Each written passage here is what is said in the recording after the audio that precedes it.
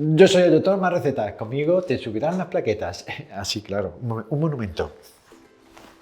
Hola, sí soy Sergio Claramunt, soy el director y fundador de Payaso Hospital.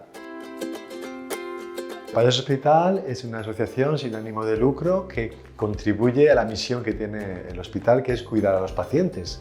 Ellos cuidan la parte física y fisiológica y nosotros la parte emocional y la parte psicológica, que está íntimamente relacionada con la parte física.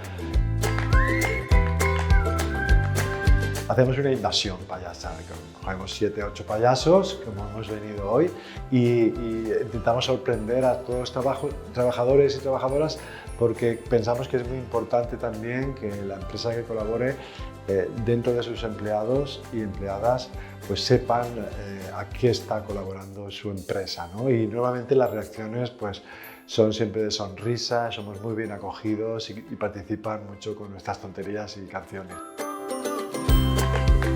Pensamos que ha sido un granito de arena más para contribuir a esa felicidad. Hemos sonreído, nos hemos divertido, hemos también conocido y reforzado la gran labor que hace Payaso Hospital. Un día especial y que nos ha hecho ser a todos un poquito más felices.